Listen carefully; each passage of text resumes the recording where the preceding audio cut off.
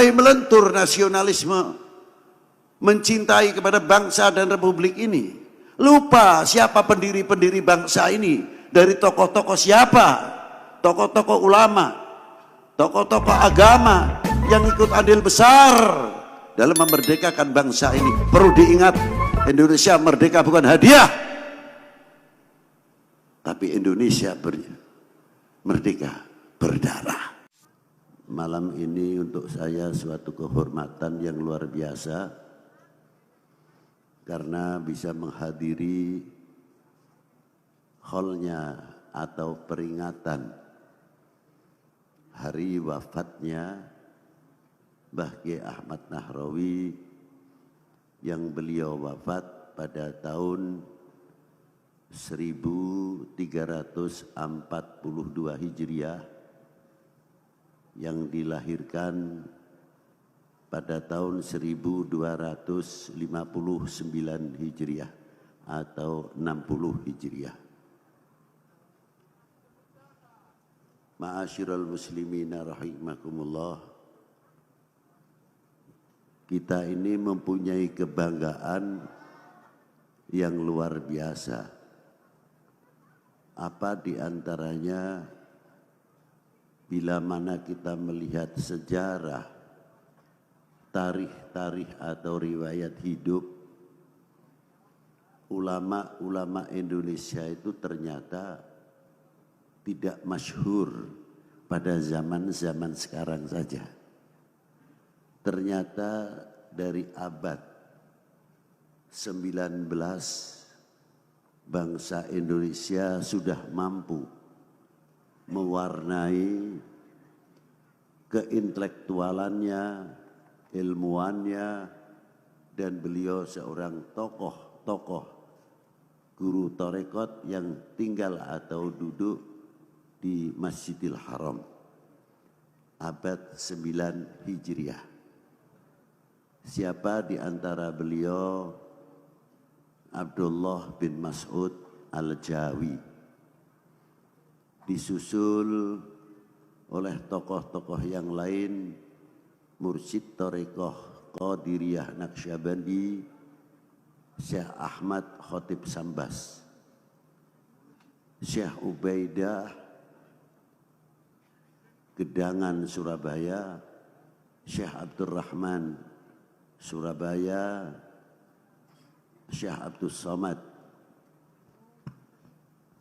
dari Mataram, dan Syekh Zainal Abidin dari Puduh, dan Syekh Bagir dari Jogja, dan Sayyidi Syekh Muhammad Ilyas Sukaraja, Syekh Ahmad Abdul Hadi Giri Kusumo, dan beberapa tokoh-tokoh ulama para pendahulu telah mampu menjawab tantangan umat dan tantangan bangsa pada waktu itu. Yang tinggal di Masjidil Haram menunjukkan bahwa bangsa kita ini bangsa yang maju, bukan bangsa yang mundur. Di antaranya Syekh Ahmad Nahrawi itu sendiri, kitab-kitab yang mau dicetak oleh para muallif, apabila tidak ada tanda tangan oleh Syekh Ahmad Nahrawi, tidak bisa dicetak, karena penashih yang kuat adalah Syekh Ahmad An-Nahrawi. Ya maaf kalau kita tanya panjenengan, kita ini wong Jawa, bangga tidak mempunyai ulama-ulama dari dulu sudah mewarnai di Masjidil Haram. Sekali lagi bangga tidak? Justru kebanggaan itu semakin hilang karena tidak merasa memiliki. Mengapa hal yang demikian? karena banyak manakib-manakib, sejarah-sejarah, khususnya bangsa ini sudah mulai hilang. Kalau kita kasar ngomong, sudah banyak yang disunati. Mungkin terlalu kasar.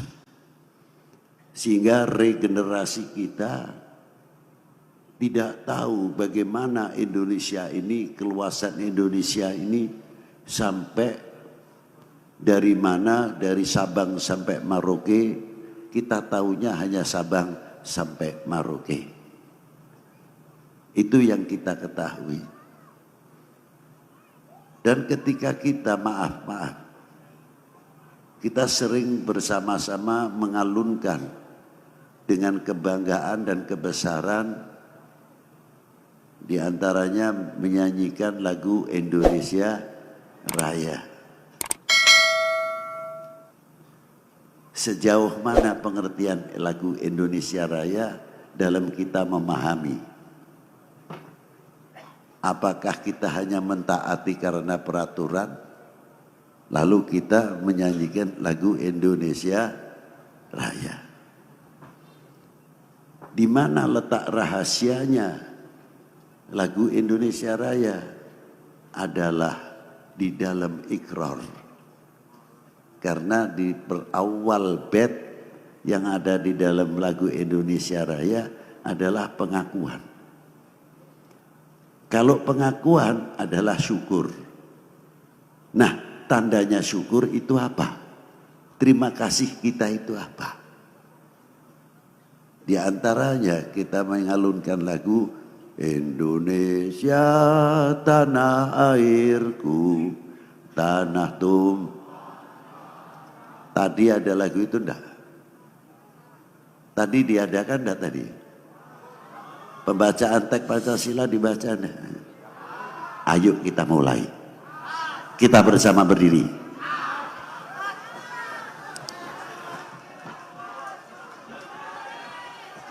Siapa yang bisa mimpin ini untuk melakukan? Yuk, siapa? Ya, bocah. Jangan ada lainnya. Seizin beliau, mari kita nyanyikan lagu kebangsaan Indonesia Raya. Hiduplah Indonesia Raya, dua Indonesia tanah airku, tanda tumpah darahku. Di sanalah aku berdiri.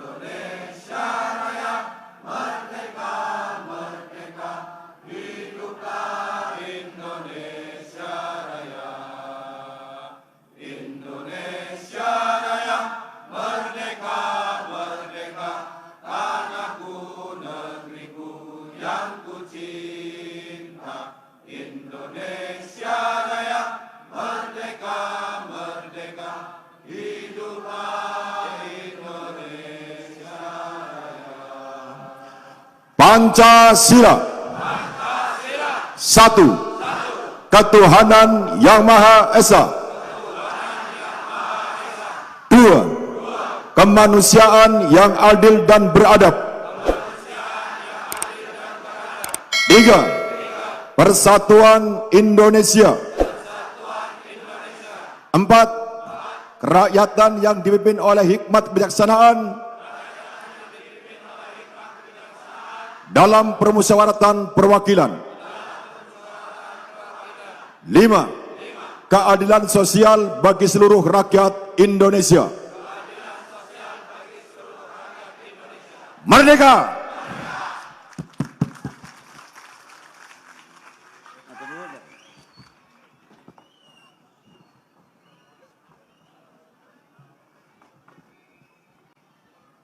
Ternyata masih semangat juga, luar biasa. Nggak ngiro saya itu. Wah, begitu hebatnya. Nah, tadi kita baru bersama-sama mengalunkan lagu Indonesia Raya. Ikrar pengakuan Indonesia tanah airku sejauh mana? Apakah dalam lagu? Apakah dalam peraturan karena seremonial? Ataukah Indonesia tanah airku sepanjang masa Indonesia? Jawab. Sepanjang masa Indonesia. Itulah. Kita sudah ditanamkan oleh para sesepuh pendahulu. Nah, kalau kita sudah bisa bawa keindonesianan ini kemana saja, bukan sekadar lagu atau menyanyikan, tapi tunjukkan jati diri. Saya atau kami bangga menjadi bangsa Indonesia. Kami bangga menjadi putra-putri Indonesia. Karena kita tidak terlepas, setiap waktu kita akan mengalunkan Indonesia tanah airku. Bukan basa-basi lagi. Kalau ini sudah tertanam, merasa handar beni, merasa memiliki, itu hebatnya.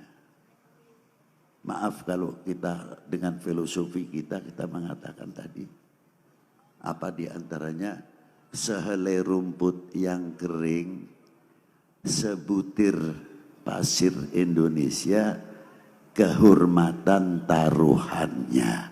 Setuju? Setuju? Berarti kita sepakat NKRI harga? No, gitu kan mestinya. Ngoten Bu nggih.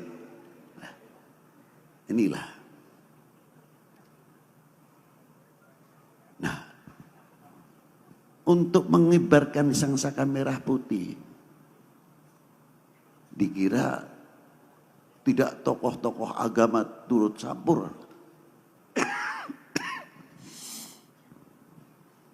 Beliau ikut andil besar, mendorong keyakinan yang luar biasa. Karena apa? Ada satu ayat, Allah Ta'ala menciptakan suku bangsa untuk lita'arofu, untuk saling mengenal. Dari mana untuk saling mengenal? Untuk saling menghargai dan menghormati. Bukan fisik atau bukan Oh, bebelut hidungnya mancung itu turunan Arab mestinya. Oh, ini sipit turunan Cina, bukan itu. Tapi saling mengenal hak-hak setiap bangsa, kita akan menghormati. Tidak mungkin kalau orang yang mengerti lita'arafu, tidak akan terjadi intervensi di antara sesama kita. Kita semuanya akan menjadi juru damai, juru perekat umat. Mestinya begitu, akan memberikan percontohan tauladan yang baik. Bukan menjadi bangsa yang mudah sumut, pecah lagi. Terus kita mengembang perpecahan. Bangsa lain sudah membuat nuklir, sudah membuat skat, senjata yang modern, persenjataan yang modern, pesawat yang luar biasa, kapal laut yang luar biasa, kapal selam yang tangguh, dan lain sebagainya. Kita masih ribut saja. Malu rasanya. Mulai melentur nasionalisme, mencintai kepada bangsa dan republik ini.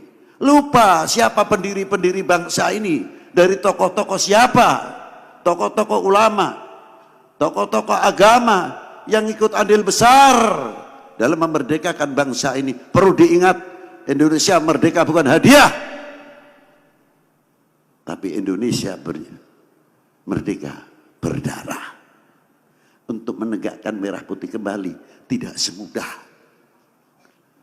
Dan hebatnya Indonesia, fanatiknya luar biasa. Ada satu negara, saya tidak mau nyebut nanti tersinggung, dijajah oleh Inggris hanya berapa 100 tahun mungkin lebih,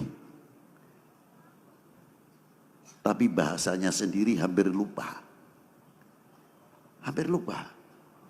bahasa Inggris. Yang ada you. Tapi Indonesia 350 tahun ingin tahu yang bisa bahasa Belanda lancar, setengah mati carinya. Berarti nasionalismenya itu sudah sangat tinggi sekali bangsa kita gitu. Sudah dibimbing oleh kesepuhan-kesepuhan kita para pendahulu. Hebatnya. Masyarul hadirin rahimakumullah. Itu diantaranya. Maka kita sampai, maaf sering saya singgung,